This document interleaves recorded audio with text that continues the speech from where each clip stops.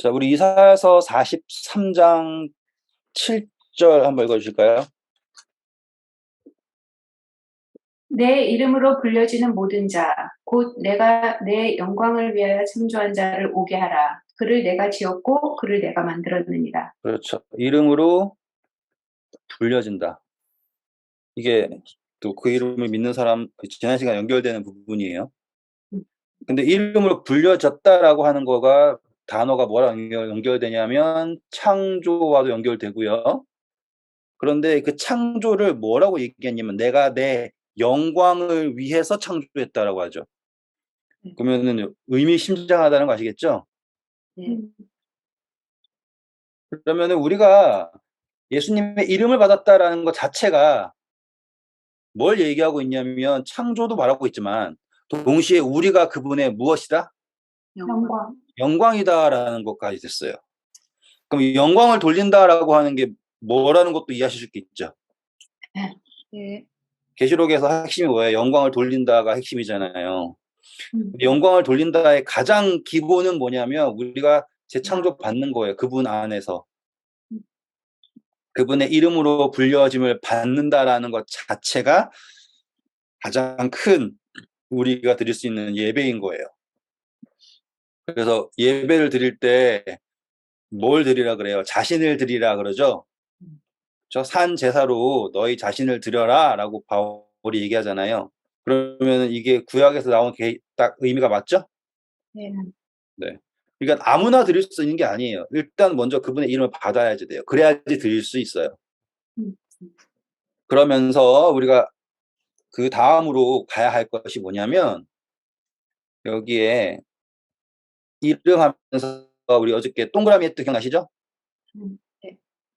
이 못생긴 파란 동그라미가 동그라미로 불릴 수 있는 유일한 이유는 여기에는 완벽한 동그라미 때문이에요.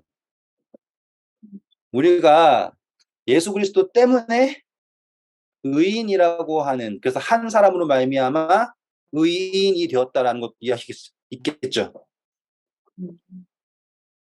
인간이라고 하는 것의 한 존재의 특징을 아담으로 말미암아서 모든 사람이 죄인이 된 것처럼 한 사람으로 말미암아서 모두가 의인이 될 수 있다라고 하는 걸 우리가 이제 이해할 수 있게 된 거예요. 그렇죠?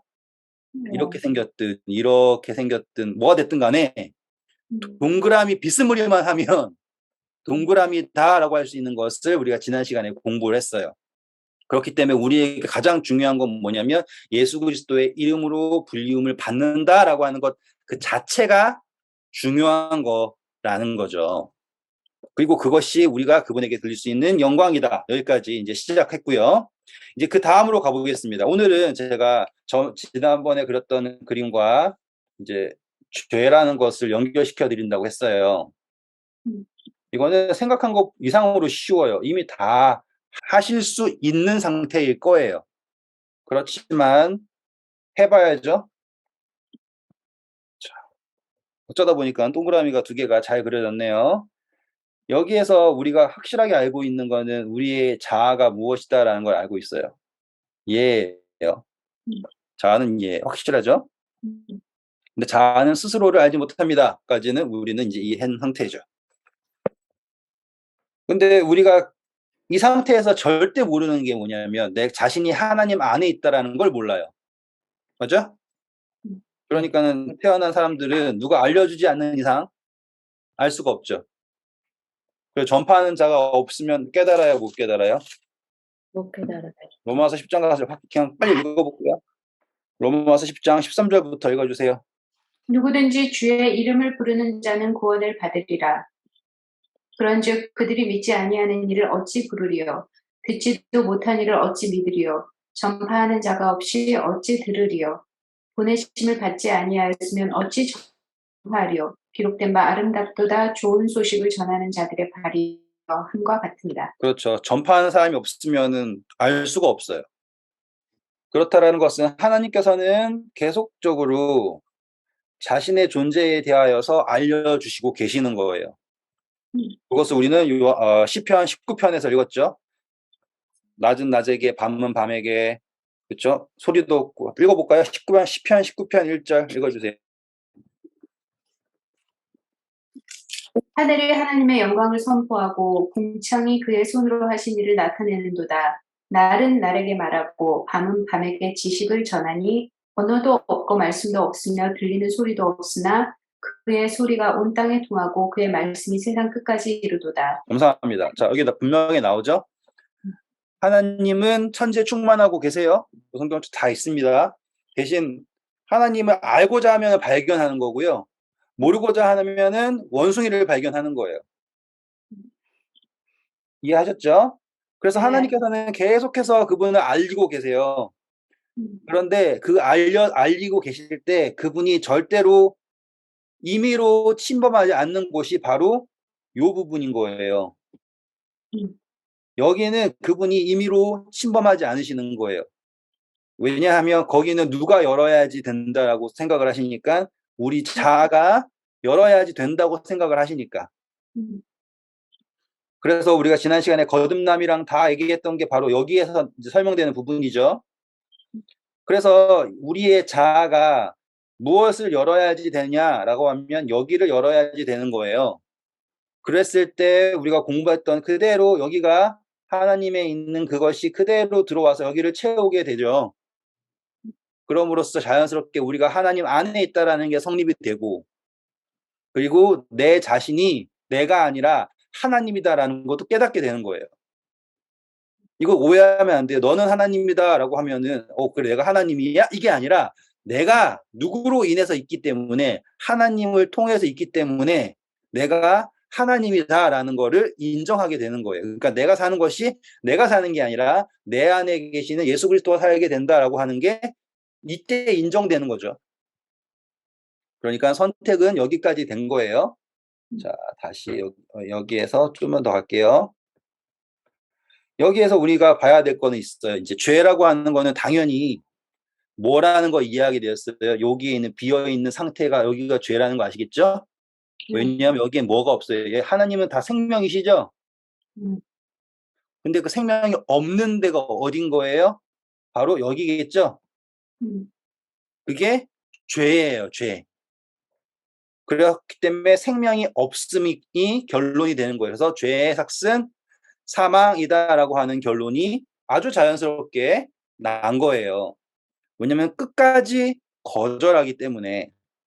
여기 이해하셨고, 자, 로마서 가보겠습니다. 로마서 오셔서 우리가 예전에 로마서 공부할 때 다 했던 건데요.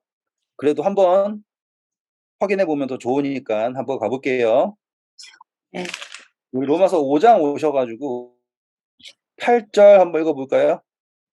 우리가 아직 죄인 되었을 때 그리스도께서 우리를 위하여 죽으심으로 하나님께서 우리에 대한 자기의 사랑을 확증하셨습니다. 자, 그러면 우리는 이제 우리가 죄인 되었을 때라고 하는 상태를 우리가 동그라미 그림으로 이해한 거예요.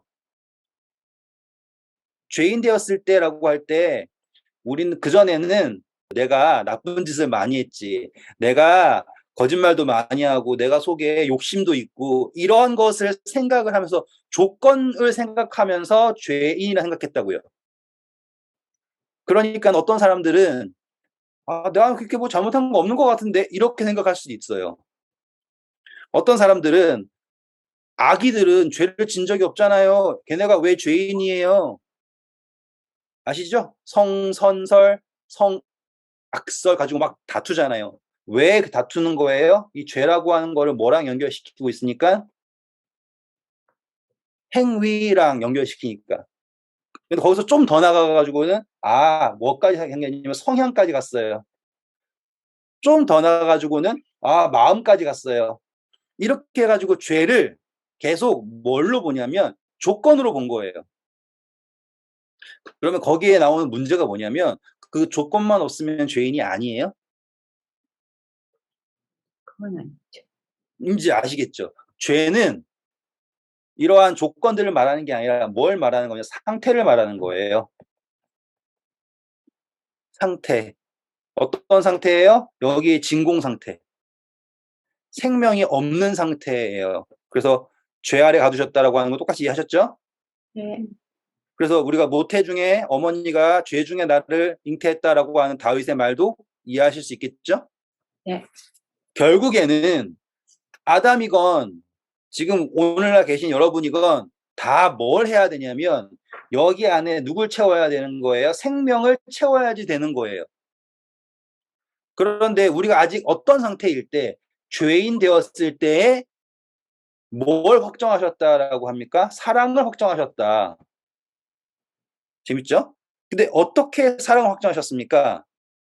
죽으심으로 그렇죠. 뭘 포기함으로써? 생명. 생명을 포기한다.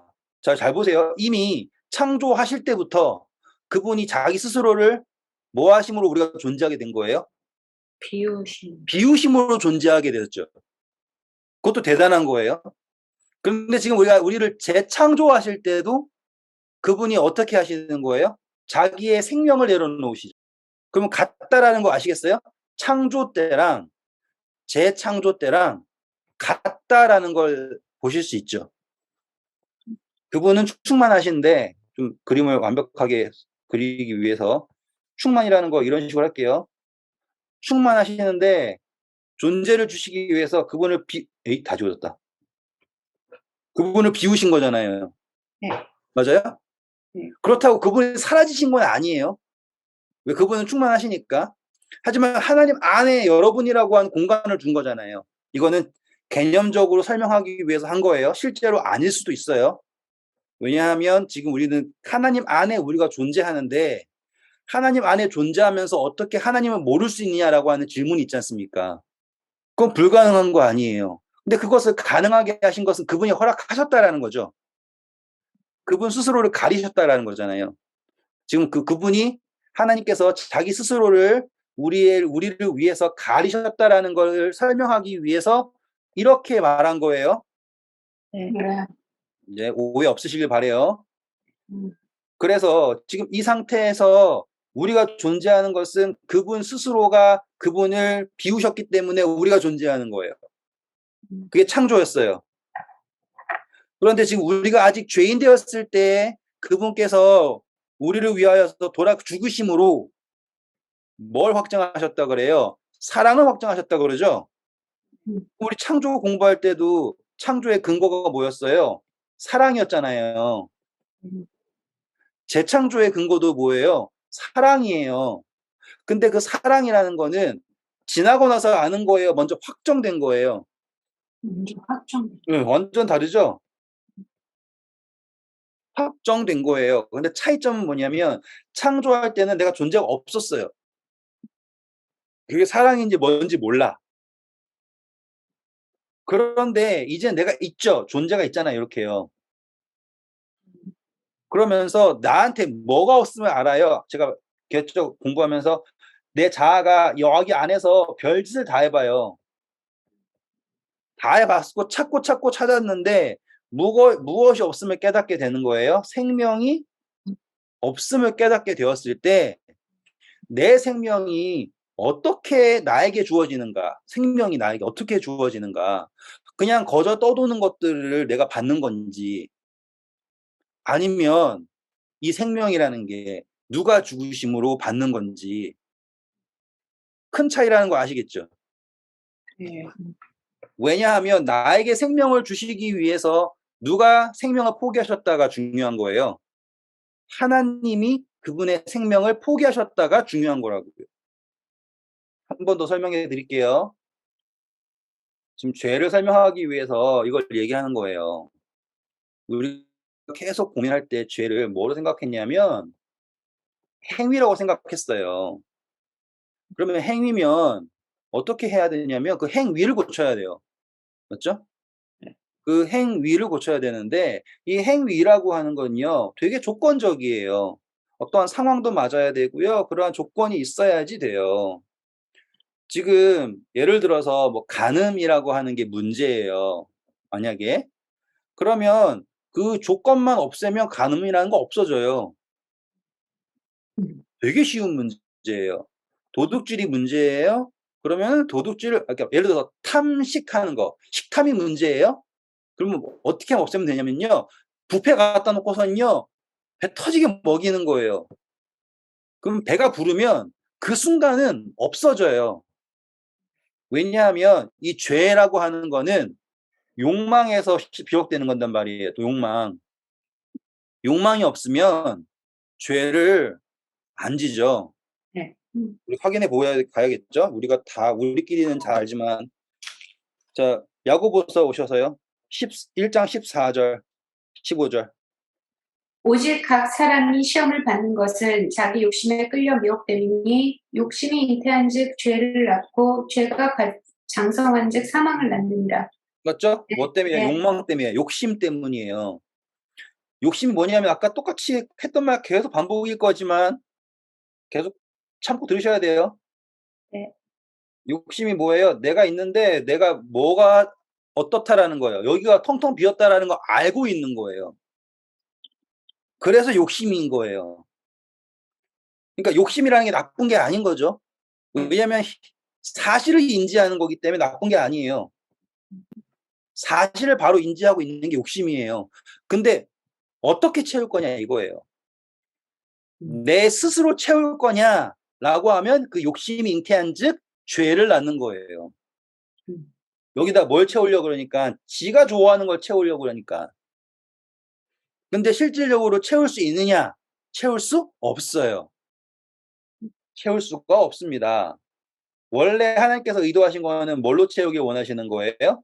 여기에 하나님의 생명으로 채우길 원하시는 거죠. 그렇다라는 거는 지금 이 욕심이라고 하는 게 누구를 계속해서 움직이는 동력이 되는 거예요. 우리의 자아를 계속해서 움직이는 동력이 되는 거예요. 나쁜 게 아니에요. 그래서 욕심은 없애야 됩니다. 그건 틀린 말이에요. 욕심이 없으면 하늘나라 왜 가요? 생명에 대해 살고자 하는 욕심이 없다라는 게 말이 돼요? 안 되잖아요. 그렇죠? 근데 이 욕심이 스스로 잉태하면 안 되는 거예요. 욕심이 누굴 바라봐야 되는 거죠? 하나님을 바라봐야 되고 거기에 생명을 채워야지 되는 거예요.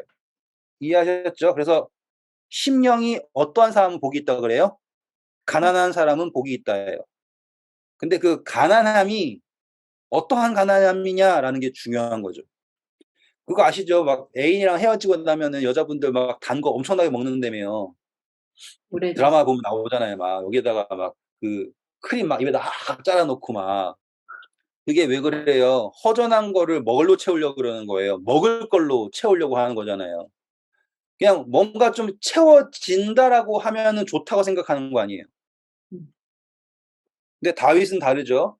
자기가 목마르다는 걸 아는데 내가 목마른 사슴이 시냇물을 찾아 헤매는 것처럼 내 영혼이 주를 찾기에 갈급하다라고 얘기한다고요.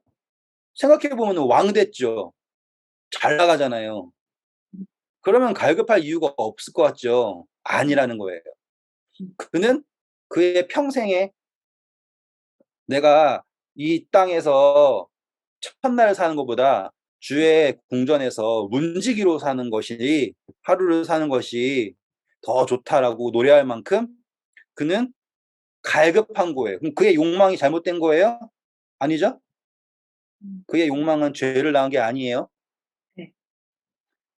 예수님이 계속 물어보잖아요. 내가 병을 낫고자 하느냐, 내가 원하느냐라고 얘기하잖아요. 그러면 욕망이라는 건 틀린 게 아니에요. 그럼 욕망이 어떻게 되냐가 중요한 거죠. 그럼 이제 죄는 이해하셨죠, 이제? 네. 네. 죄라고 하는 거는 사실상 이 개념에서 오해하지 마세요. 나쁜 게 아니에요. 이 개념에서. 네. 왜냐하면 이 죄를 경험하면 무엇이 분명해지는 거예요. 나에게 희망이 없다라는 게 분명해지는 거예요.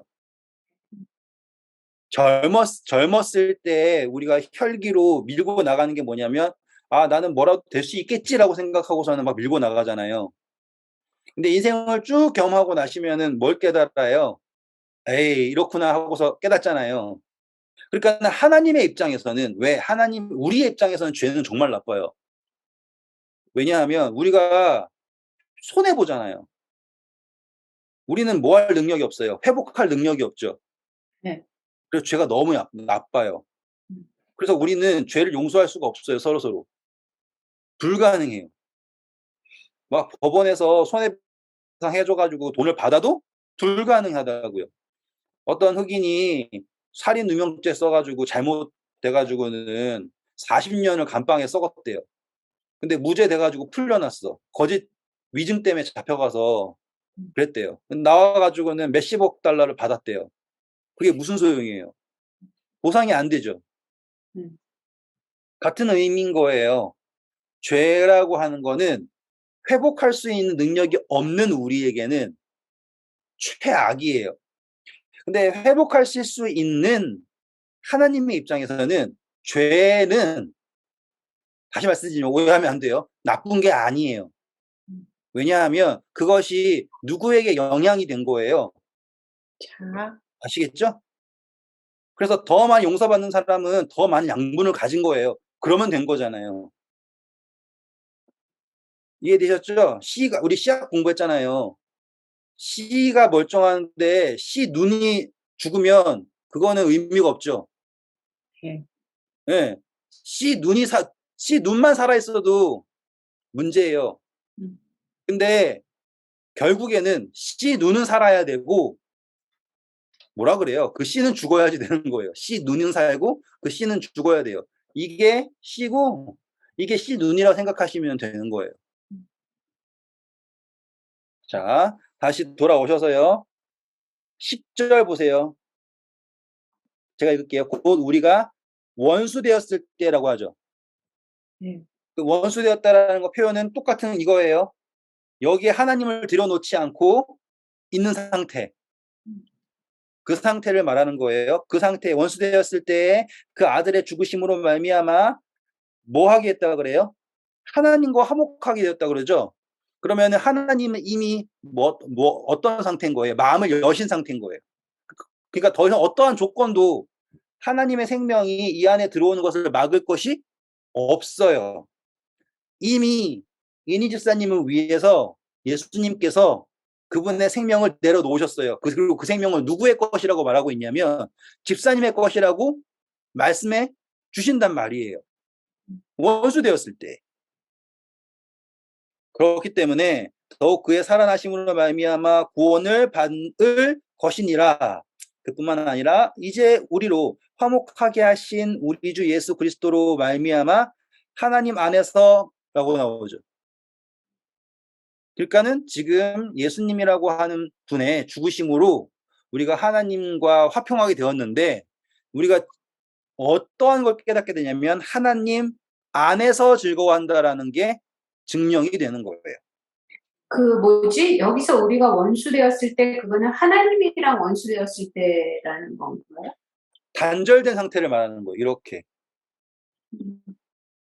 이것을 원수된 상태. 그래서 제가 지금 죄를 행위, 성향, 마음 이런 걸로 하지 않고 상태로 설명드리는 이유가 이 때문이에요. 자, 이제 다 해도 돼요. 하지만 이제 6장 가셔가지고요. 6절 보세요. 우리가 알거니와 우리의 옛사람이라고 나와요. 그 겉사람, 옛사람 같은 거예요, 지금. 예. 예수와 함께 십자가에 못 박힌 것은 죄의 몸이 죽어 다시는 우리가 죄의 종로로 타지 아니하려 한다라고 하죠. 설명해 드릴게요. 겉사람, 속사람. 겉 또는 옛. 얘는 속사람.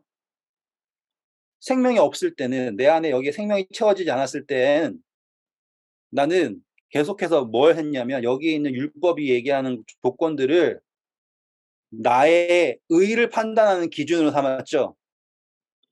그래가지고 계속 나 자신을 어디에 맞추려고 그래요? 이 조건에 맞추기 위해서 여기에다 색깔을 칠한단 말이에요.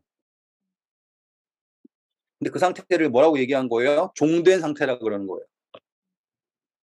그러니까 내가 지금 법을 종처럼 지키고 있어요. 슬픈 상태죠. 그런데 이제 내가 이것을 종처럼 지킬 이유가 없어요. 왜냐하면 그전에는 내가 이것을 해야지만 의인이라 생각했는데 이제 그것이 아니라 내가 누구와 함께 의롭게 된다는 걸 알았어요. 예수 그리스도를 통해서 하나님 안에서 의롭게 된다는 걸 알았단 말이에요. 그러니까 나는 이제 더 이상 얘랑은 관계가 있을 수가 없죠. 그래서 죄의 몸이 죽어 다시는 우리가 죄의 종로로 타지 않게 하려 한다라고 얘기하죠. 그러면은 여기서 죄의 몸은 죽는다라고 하는 건 뭐예요? 아까 우리가 욕망이 있다 그랬잖아요. 뭐한 욕망이에요? 여기를 채우려고 하는 욕망. 이게 공허하니까 이거를 채우려고 하는 욕망이 있어가지고 그것을 가지고서는 내가 막 열심히 하지 않습니까? 뭐든. 근데 사실상 여기를 채운 게 아니라 다 어디다 갖다 붙인 것밖에 없어요. 여기다가 갖다 붙인 것밖에 없는 거예요. 채운 거 하나도 없어요, 우린. 아무리 노력을 해도 우리는 우리 스스로를 채울 수가 없어요. 저도 돈을 많이 벌어봤으면 좋겠지만 돈 많이 번 사람이 돈 버는 걸 멈추냐고요. 안 멈추죠. 명예를 더 대통령 한번 해먹었으면 또 해먹을 이유 없잖아요. 근데 왜 끝까지 해보려고 그래요? 만족이 없으니까요. 이 망할 푸틴이 왜 전쟁 일으키고 난리를 쳐요? 난 도저히 이해가 안 가요. 나이 들어가지고 죽을 때 다 돼가지고는 왜 젊은 사람들을 죽게 사지로 내몰고 도저히 이해 안 가죠. 왜요? 만족이 없으니까. 예, 자기 죽기 전에 러시아 옛날 영토를 회복해가지고 뭐 어쩔 거래 역사책에 자기 이름이 어떻게 날라고 뭔 소리인지 모르지만 결국에 그들이 치상하고 있는 건 다 여기라는 거예요. 계속 여기에. 그러니까는 어디에 종된 거예요? 속사람이 여기에 종된 거예요. 우리 그때 영혼 육 해가지고 다 했었잖아요. 그거를 지금 동그라미 하나로 설명하는 것 뿐이에요. 같은 거지만 우리는 이제 뭘 인지한 거냐면 여기가 비어 있다라는 걸 인지했기 때문에 그 이야기가 좀 달라지는 거고요. 조금 더 세세한 느낌이 드는 거예요. 그래서 죄의 몸은 죽어 다시 우리가 죄의 종로로 타지 않게 하려 한다라고 하는 거죠. 그럼 우리가 더 이상 이 겉사람, 옛사람 이거를 다른 사람들이 보기에 멋지게 보이려고 노력할 이유가 없죠. 바울은 이걸 뭐라 그랬어요? 배설물.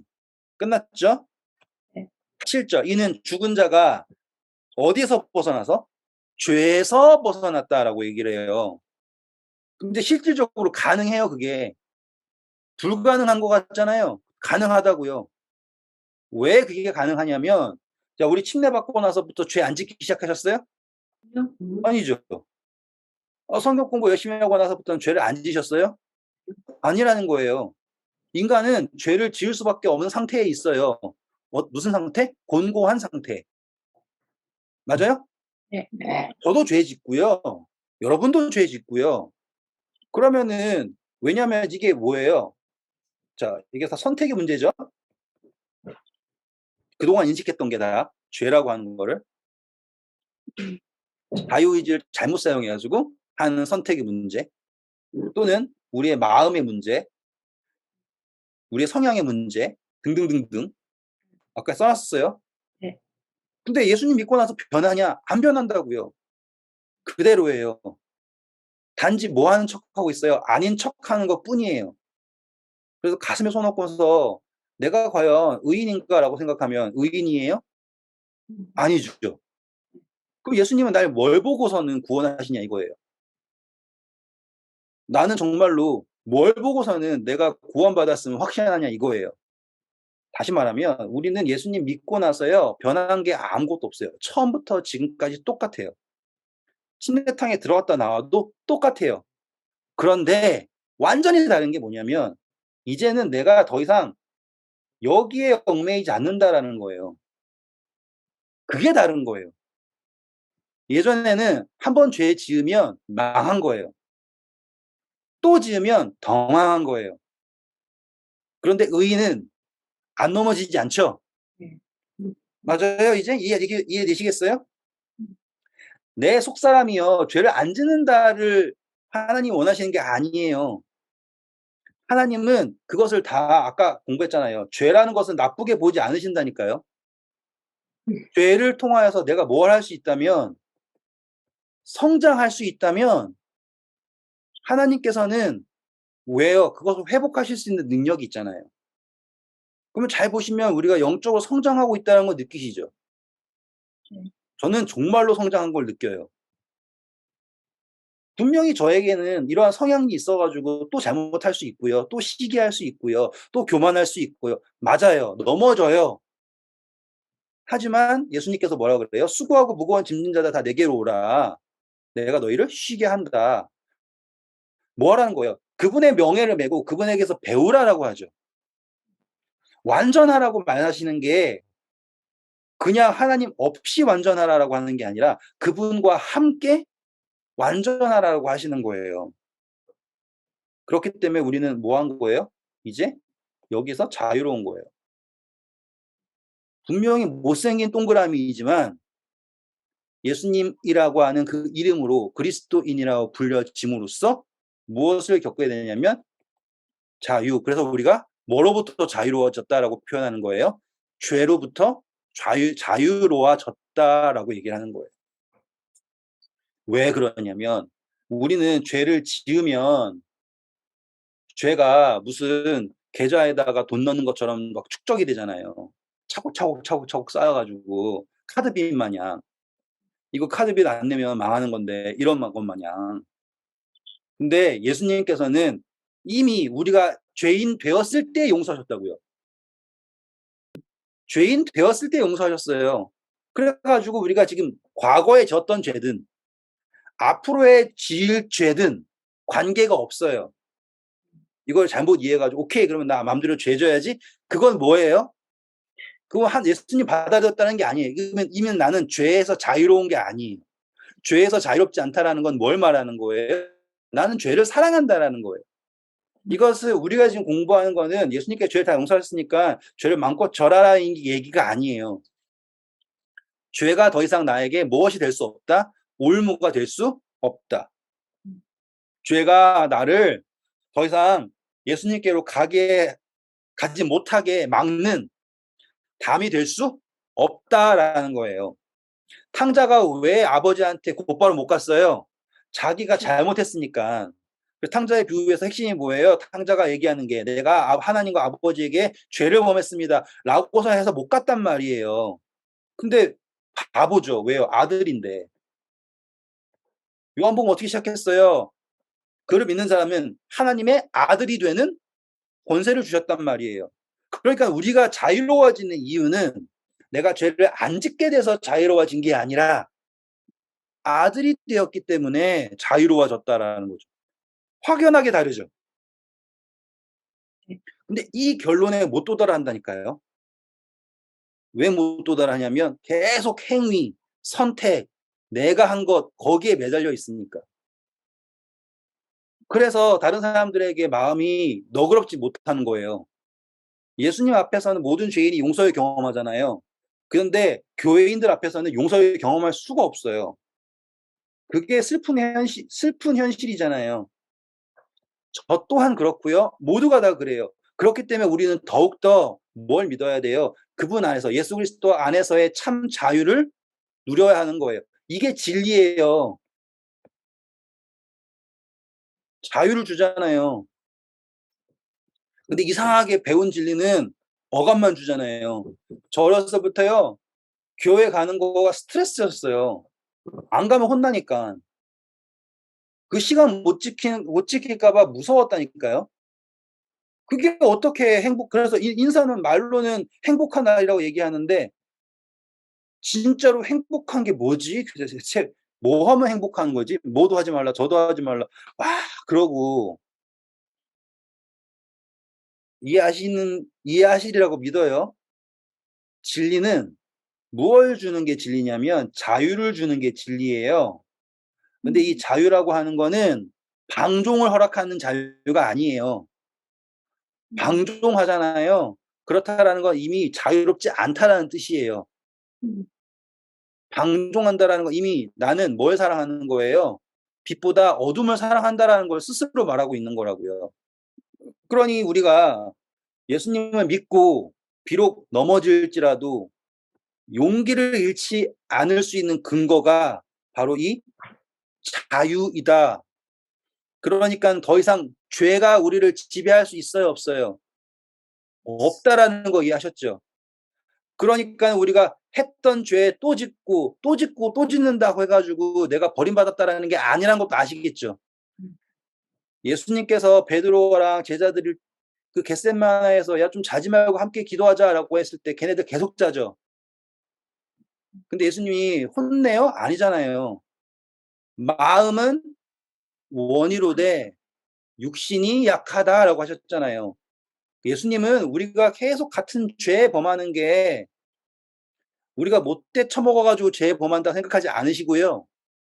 우리가 연약해서 그렇다라는 걸 아셔요. 우리보다 우리를 더 잘 아세요. 그런데 우리가 그걸 노력하고 있다면요.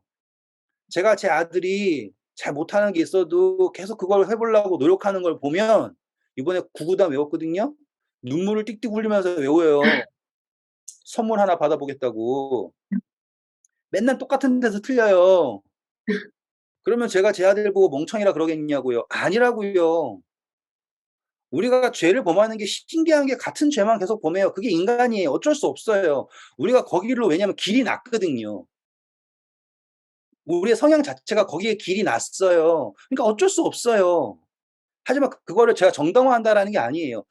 그것조차도 마음은 원이로 돼 육신이 약하다라는 걸 예수님이 아신다면 우리의 마음이 무엇을 원하냐 이거예요. 지금 이제 읽을 거예요. 나와요. 이제 6장 가셔가지고 자 12절부터 보세요. 그러므로 너희는 죄가 너희 죽을 몸을 지배하지 못하게 하여 몸의 사욕에 순종하지 말고 또한 너희 지체를 불의의 무기로 죄에게 내주지 말고 오직 너희 자신을 죽은 자 가운데서 다시 살아난 자 같이 하나님께 드리며 너희 지체를 의의 무기로 하나님께 드리라. 죄가 너희를 주장하지 못하리니 이는 너희가 법 아래 있지 아니하고 은혜 아래 있습니다. 확실하게 이해되셨죠? 네. 네. 여기에서 이 지체를 그냥 몸으로만 해석하지 마시고 아까 우리가 공부했던 그대로 아시겠어요? 내가 생각하고 있는 나의 겉사람의 범위를 말하는 거예요. 그 겉사람의 범위를 나를 의롭게 꾸미려고 치장하려고 하지 말고요. 누구에게 드려버리라는 거예요. 하나님에게 드려버려라.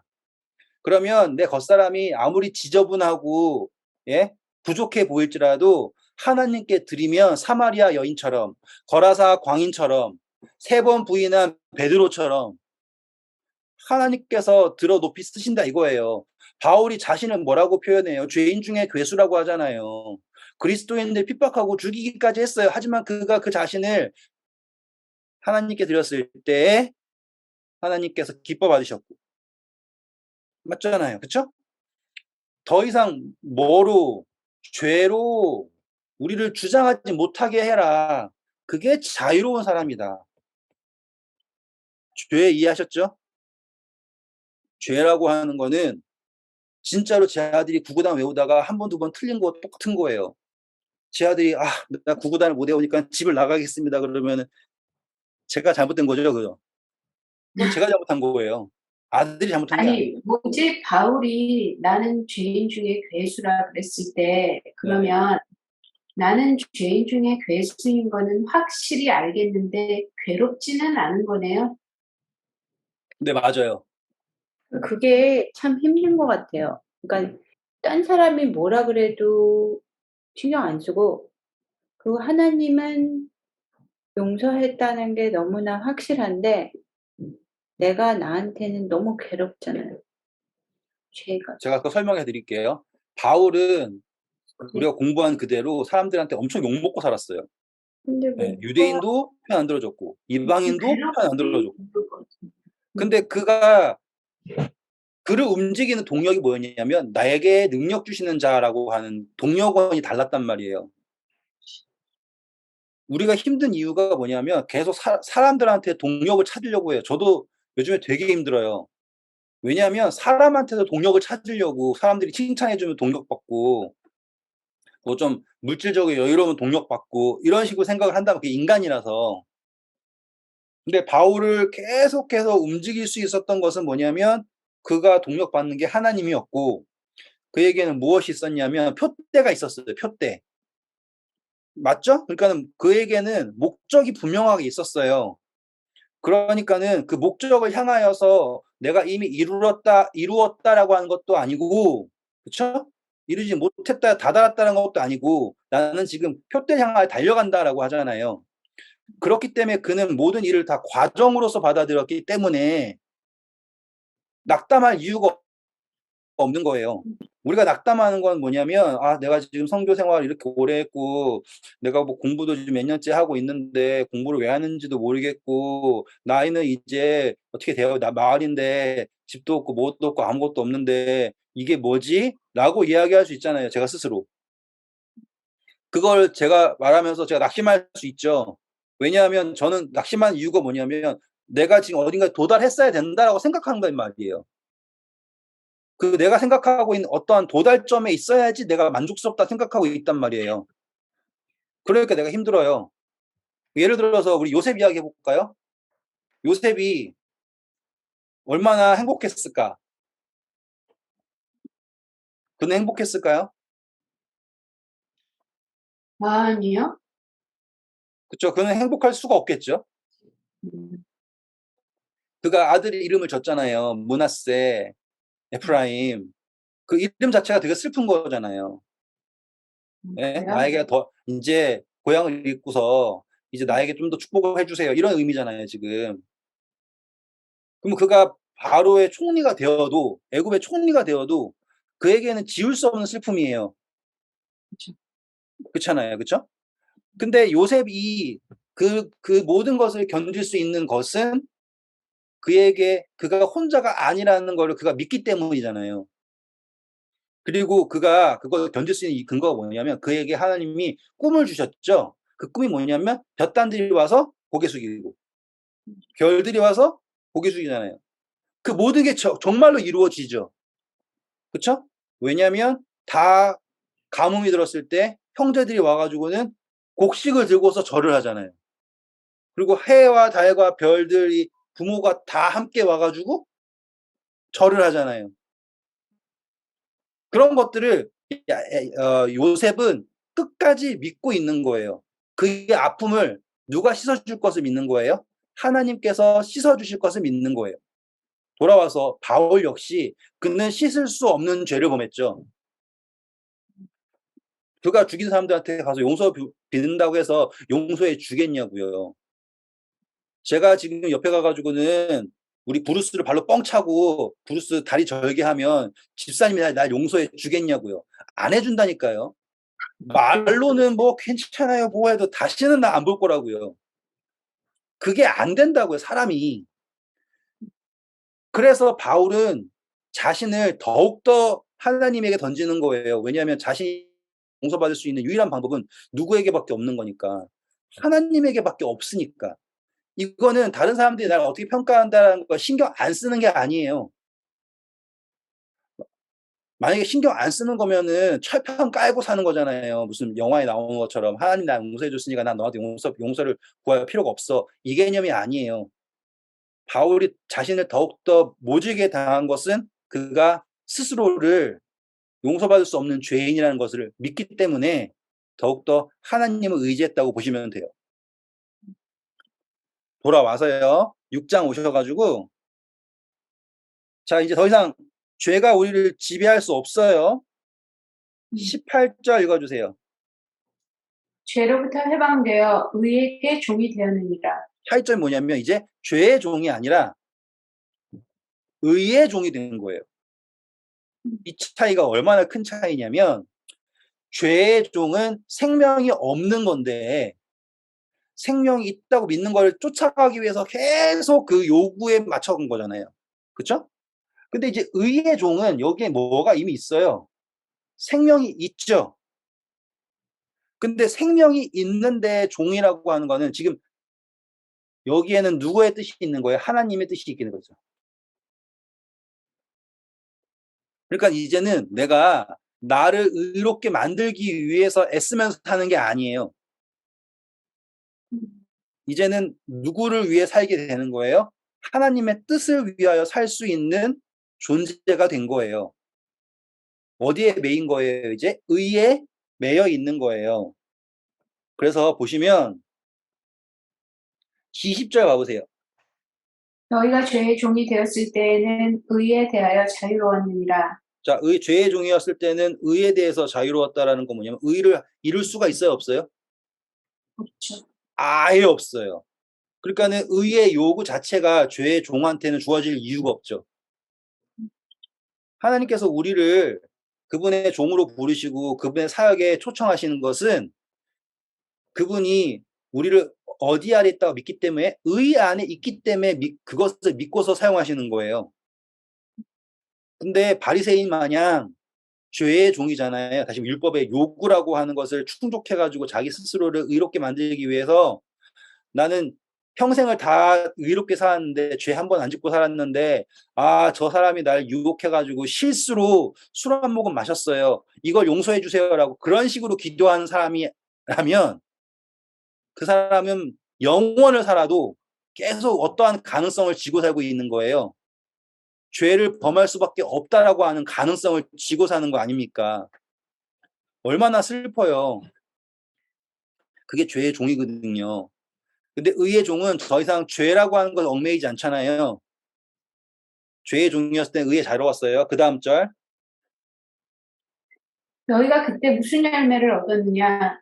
이제는 너희가 그 일을 부끄러워하나니 이는 그 마지막이 사망이니라. 네. 그 공허하다라는 것, 구멍에 뚫려서 진공 상태라는 것. 그 다음 절. 그러나 이제는 너희가 죄로부터 해방되고 하나님께 종이 되어 거룩함에 이르는 열매를 맺었으니 그 마지막은 영생이라. 완벽하죠. 음, 동그라미로 한 번 더. 여기에서 매어있던 거를 죄의 종.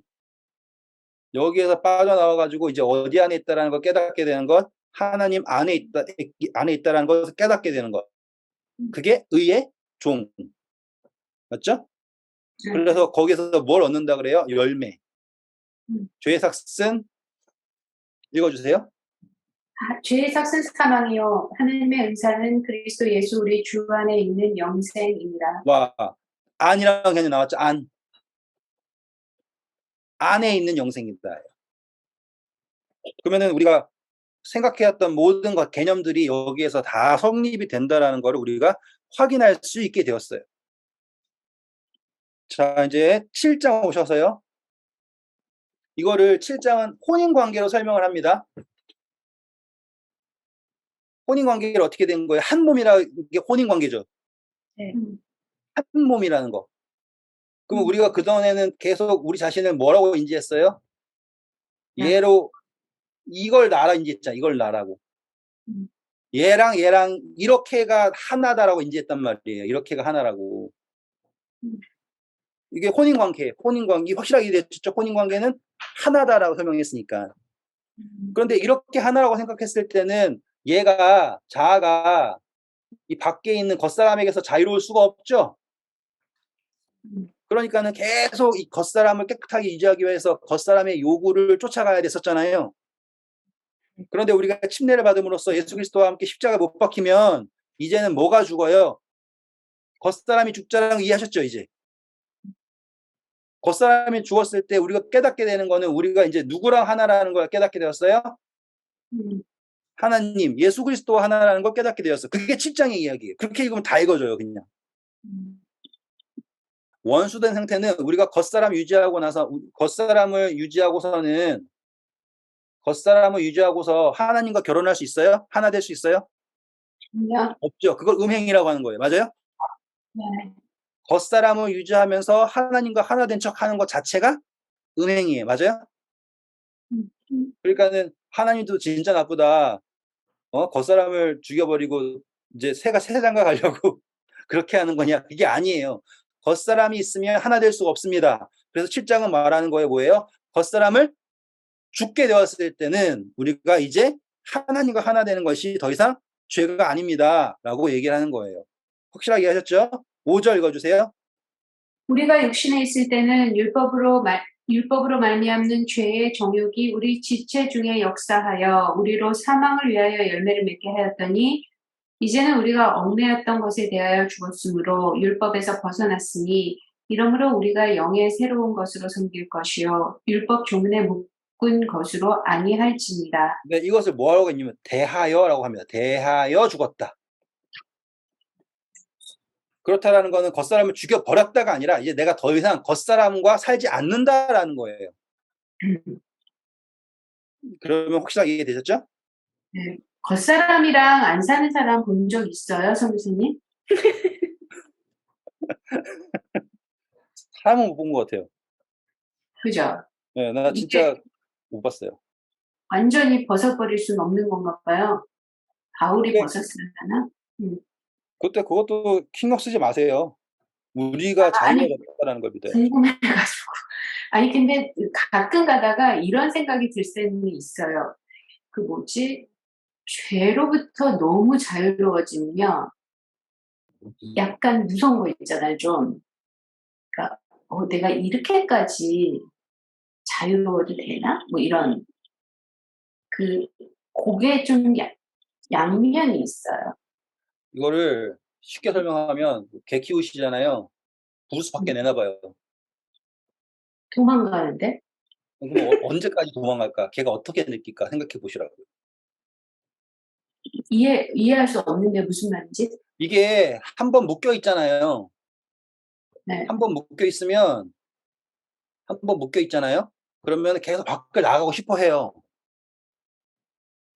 오케이. 그런데 밖에 나가잖아요. 그럼 무서워져요. 그죠? 예. 왜냐하면 '돌아올 수 있는가?'라고 하는 질문이 계속 생긴단 말이에요. 그러니까 집사님이 지금 "내가 너무 자유로워졌어. 걱정이 돼요."라고 얘기하는 게 뭐냐면 그전에는 집사님이 생각할 때 어떠한 가이드라인이 이렇게 있는 거야. '이걸 오케이. 내가 몇 가지만 하고 있으면 나는 괜찮아.'라고 생각하고 있는 겉사람이 있는 거예요. 뭔가가. 예. 그게 날 지켜주는 거야. 그래 음, 가지고는 생각을 하다가 뭘 하다가도 '내가 괜찮나?' 싶을 때 '나 이거 하지? 이거 하지? 이거 하지? 오케이.' 라고 하는 게 나에게 가이드라인이었어. 근데 오케이. 인제 그게 '없어도 된다.'라고 생각을 딱 해 버렸어요. 그러면 그러니까 그다음에는 내가 어, 하나님하고 동행하고 있다라는 거, 내가 하나님 안에 있다라는 거에 대한 그 관계가 살짝 흐려지는 순간 음, 불안한 거야. '난 어딨지?' 관계도 없는데 가이드라인도 없는 거. 예. 그게 문제인 거예요. 그러니까 브루스가 내 뛰쳐나갔어. 정확히 내 상태가 좀 그런 거구나. 오케이. 예. 알겠어. 그러니까는 브루스가 목줄 없이 뛰쳐나가 가지고 재밌게 놀다가 배가 고픈데 돌아올 데가 없어. 함께 산책 나가 온 게 아니었어. 이걸 무슨 말인지 깨달았을 알겠어. 때 느끼는 거예요. 뭐 오케이. 그러면 가이드라인이 뭐 당연히 이제 그 윗사람이 없어져야 되지만 그 속사람이 채워지지 않으면 아무 의미가 없다 요 말로 이제 그죠? 그러니까 그 속사람이 두려움은 더욱더 하나님 만나야 되는 거예요. 강건해지지 않으면 그러면 그 두려움은 약간 속사람이 안 채워진 걸로 그죠? 네. 오케이. 어 시간이 다 돼서 몰라 아무튼 좀 더 해 볼래요. 지금 여기에서 우리가 이해해야 될 게 몇 가지가 더 있어요. 음, 우리 예전에 공부했지만 한 번만 더 할게요. 우리가 계속 문제되는 게 뭐냐면 우리 자아가 스스로 무엇이 옳다 그르다를 알 수가 없어요. 음, 우리가 좋아하는 걸 옳다 그래요. 그거는 음, 우리가 성향이 그렇잖아요. 근데 하나님이 그렇지 않다라는 걸 알려주기 위해서 여기에다가 율법을 주셨지 않습니까? 음, 그러니까 너가 좋아한다고 해서 옳은 것이 아니다. 그런데 여기 지금 7장의 핵심은 뭐냐면 7절부터 보세요. 그런즉 우리가 모른 말이 아리요 무슨 말을 하리요 율법이 죄냐 그럴 수 없다. 율법으로 말미암지 않고는 내가 죄를 알지 못하였다. 율법이 탐내지 말라 하지 않았으면 내가 탐심을 알지 못하였으리라. 그러면 율법은 죄가 아니죠. 그런데 보세요. 8절. 그러나 죄가 기회를 타서 계명으로 말미암아 내 속에서 온갖 탐심을 이루었으니 이는 율법이 없으면 죄가 죽은 것임이라. 이게 무슨 말이냐면 죄라는 게 뭐예요? 내가 여기에 있는 아무것도 없는 거죠. 이 상태. 음, 이 상태가 율법을 딱 보고서는 하나님이 아니라 행위로서 여기 겉에를 발라버리는 것을 추구하는 거예요. 음, 그렇기 때문에 율법 자체가 뭐가 돼버린 거예요? 죄. 죄가 돼버린 거예요. 이거 이해하셨죠? 음, 그러니까 하나님을 채우는 것이 아닌 다른 어떠한 것으로 나를 어떻게 의롭게 변화시키려고 하는 것 자체가 문제인 거예요.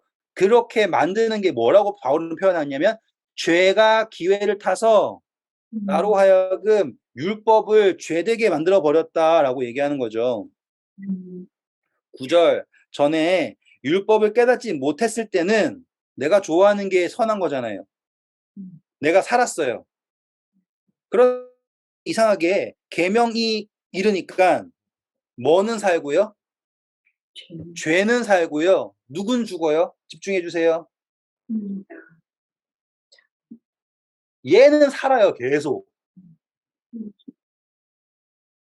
음, 누가 죽어요? 얘가 죽어요. 음. 경험해 보셨죠? 그거는 얘는 그렇죠. 계속 산다니까요. 그렇죠. 뭐 사냐면 난 요건 했잖아. 음, 뭐 나는 뭐 이건 지키잖아. 이런 식으로 살아요. 음. 그런데 이상하게 하면 할수록 누군 죽어요? 얘는 죽는다니까요. 그러니까 와, 영양실조 걸린 신앙하는 분들이 다 이 상태예요. 그러니까 속은 썩어 문드러졌는데 계속 교회는 다녀요. 난 솔직히 요것도 되게 불안해요. 왜냐면 요것도 겉사람이 막 커지고 속사람이 아예 없어질 때 사실 되게 불안하고 뭔가 외롭고 뭔가 네, 엠띠거든요. 요새 겉으로는. 그랬잖아요. 머리만 커진 것 같다고. 그, 그것도 약간 그런 종류죠. 네, 그렇죠. 네, 네. 맞아요. 네. 여기만 이것도 살고 맞아요. 계속 얘는 죽어가는 거야. 음, 음, 그러니까는 그 사람이랑 얘기를 하면 이게 피가 말라요. 그리고 그분들이 전도한다 그러잖아요. 그럼 전도가 안 된다 그래요. 음, 왜냐하면 아시죠? 내가 느끼지 않는 걸 다른 사람한테 느끼게 하는 게 가능해요? 그건 그렇죠. 불가능해요. 내가 지금 하나님의 사랑을 못 느끼고 이 신앙의 기쁨을 못 느끼는데 다른 사람들한테 하나님 사랑하시라 그러고 뭐 기뻐하라고 되냐고요. 그러니까 복음 전파가 막 머리로 지금 우리가 공부하는 것도 솔직히 말하면 의미가 없을 수 있어요. 근데 제가 지금 계속 이 공부를 하는 이유는 뭐냐면 기존에 가지고 있던 개념 자체가 계속 뭐만 집중하냐 이것만 집중하는 거라서 그거를 지금 깨기 위해서 그거를 좀 눈에 보이고 손에 만져지는 그런 개념으로 드리기 위해서 우리가 하는 거예요. 내가 느끼지도 않는데 그거 어떻게 느끼게 하냐고요. 신앙이라고 하는 거는 지식으로 될 수 있는 게 아니거든요. 지식으로 되는 거였으면 벌써 누군 다 했죠. 근데 진짜 다들 머리만 뒷땅 커가지고는 머리만 컸는데 헛소리만 하면 더 짜증나는 거 아시죠? 그러니까 이게 그래서 겉사람이 막 커져가면 속사람이 지대로 돼 있다가도 또 어느 날 또 이렇게 저 뭐야 너무 또 괴물이 됐다가 또 가끔 또 이렇게 조금 돌아왔다가 또 괴물이 됐다가 좀 그런 것 같아요. 그러니까 네, 이게 요 말이 딱 맞는 것 같아요. 죄가 기회를 타서 계명으로 말미암아 요 말. 내 손으로 읽어주세요. 지금 딱 죄가 죄가 기회를 타서 음, 계명으로 말미암아 어? 내 속에서 온갖 탐심을 이루었나니 요 말. 11절 그러니까 누르야죠.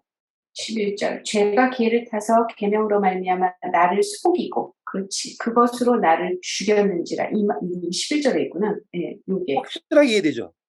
그러니까 이게 참 문제네. 이거 가지고 주석 보고 다 해보세요. 그러면은 진짜 구구절절 별의별 이야기 다 나오거든요. 이거를 사람들이 가장 어려운 장이라고 설명을 해요. 음, 해석하기에 가장 어려운 곳이라고 하는 데가 여기예요.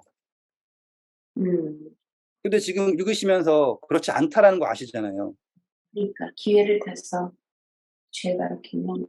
음, 근데 우리는 지금 뭐까지 봤어요? 하나님 입장에서는 죄가 나쁜 게 아니라는 것도 이해했잖아요. 그러니까 죄를 허락하셨다라는 것 자체가 음, 하나님이 무책임하지 않다라는 것도 이해하셨잖아요. 그러니까 우리가 얼마나 크게 성장한 거예요. 완전히 100% 용서할 수 있으니까 별로 하나님 예, 예, 예, 맞아요. 있었잖아요. 그 분에게 있어서는 이게 문제가 안 돼요. 근데 바울이 깨달은 게 뭐예요? 12절. 이로 보건대 율법은 거룩하고 계명도 거룩하고 의로우며 선하다. 맞죠. 그런즉 선한 것이 내게 사망이 되었느냐? 그럴 수 없느니라. 오직 죄가 죄로 드러나기 위하여 선한 그것으로 말미암아 나를 죽게 만들었으니 이는 계명으로 말미암아 죄로 심히 죄되게 하려 합니다. 네. 이해되시죠, 이게? 네. 계속 겉사람은 살아나요. 막 이것저것 하는데 계속 느낄수록 난 없다라는 게 깨달아요. 난 통통 비었다라는 걸 깨달아요. 그러면서 더욱더 죄가 죄된다라는 걸 더 느낀다고요. 음, 그러면 말 다 했죠. 음. 그다음 우리가 율법은 신령한 줄 알거니와 나는 육신에 속하여 죄 아래 팔렸도다. 죄의 종되었다는 표현이에요. 죄에 뭐요? 죄의 종되었다. 팔렸다라는 표현이 뭐냐면 죄의 종되었다. 겉사람에게 종된 거예요. 나는 이거 율법의 조건을 따라가지고 나한테 생명이 없다라는 거 아니까, 선함이 없다라는 거 아니까 여기다 이것저것 붙여가지고 날 선하게 하려고 애쓰고 있다라고 하는 거예요. 거기에 팔려가지고는 평생을 살아요. 음. 그런데 15절 보세요. 내가 행하는 것은 내가 알지 못하느니 엄청 곧 슬프죠. 그렇죠. 네, 우리가 막 신앙하면서 알지도 못하는 걸 하고 있는 거예요. 내가 이거 왜 하는지도 모르는데 그걸 해야지 사는 것처럼. 근데 이게 어떤 걸 바울 표현하냐? 읽어주세요. 곧 내가 원하는 것은 행하지 아니하고 도리어 미워하는 것을 행함이라. 그렇죠. 내가 원하는 건 뭐예요? 여기 생명을 채우는 거잖아요. 근데 율법을 바라보고서는 생명을 채우는 걸 여기를 치료하는 걸로 생명을 채우는 거 생각하는 거예요. 음, 결국에는 미워하는 것만 쫓아가고 있는 거잖아요. 음, 그러니까는 믿음으로써 채워진다라고 하는 걸 안 믿잖아요. 음, 그러면 믿습니다 하고서는 뒤에 가가지고는 이상한 짓 하고 있는 거예요. 내가 이걸 더 해야 되나 보다. 내가 저걸 더 해야 되나 보다. 자유가 없는 거라고요. 음. 그 다음 절. 만일 내가 원하지 아니하는 그것을 행하면 내가 이로써 율법이 선한 것을 시인하노니 이게 뭐예요? 내가 원하지 않는 것을 한다고 내가 선함이 없으니까 계속 이런 걸 추구하죠?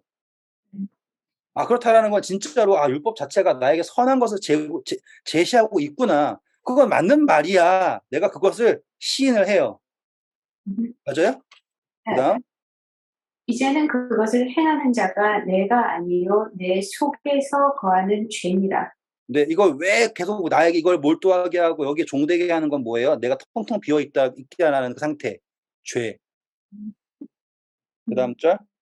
내 속 곧 내 육신에 선한 것이 거하지 아니하는 줄 아노니 원함은 내게 있으나 선을 행하는 것은 없도다. 감사합니다. 자, 원한다. 원함 여기 있는 거예요. 여기 있는 거 원함. 자, 보이지도 않는 하도 많이 칠해가지고. 원함은 내게 있으니 여기 있어요. 원함이 있어요. 내 자아에 있어요. 원함은. 근데 얘 여기에 선함이 있어요, 없어요? 없으니 선함이 없어요. 이해되셨죠? 음. 원함은 여기 있다고요. 그래서 음. 원함은 있는데 없어요. 선함 자체가 없어요. 그다음 내가 원하는 바 선은 행하지 아니하고 도리어 원하지 아니하는 바 악을 행하는도다. 오해하면 안 되는 게 악이라고 하는 거 시기 질투하며 이런 거 얘기하는 거 아니에요. 그거는 이미 바울을 넘어섰어요. 바울이 내가 원하지도 않는데 계속 내가 시기하고 있네, 내가 질투하고 있네, 이걸 얘기하는 게 아니라 계속 자신은 무엇으로 도배하려고 하는 것, 겉사람으로 의롭게 도배하려고 하는 것, 그걸 말하고 있는 거예요. 바울도 그랬구나. 그가 율법주의자의 핵심이었지 않습니까? 힘들었겠다. 그 다음 읽어주세요. 만일 내가 원하지 아니하는 그것을 하면 이는 행하는 자는 내가 아니요 내 속에 거하는 죄니라. 그렇죠. 텅텅 비어있는 상태. 그다음 그러므로 내가 한 법을 깨달았느니 곧 선을 행하기 원하는 나에게 악이 함께 있는 것이로다. 내 속 사람으로는 하나님의 법을 즐거워하되 내 지체 속에서 한 다른 법이 내 마음의 법과 싸워 내 지체 속에 있는 죄의 법으로 나를 사로잡는 것을 보는도다. 그렇죠. 확실하게 되셨죠?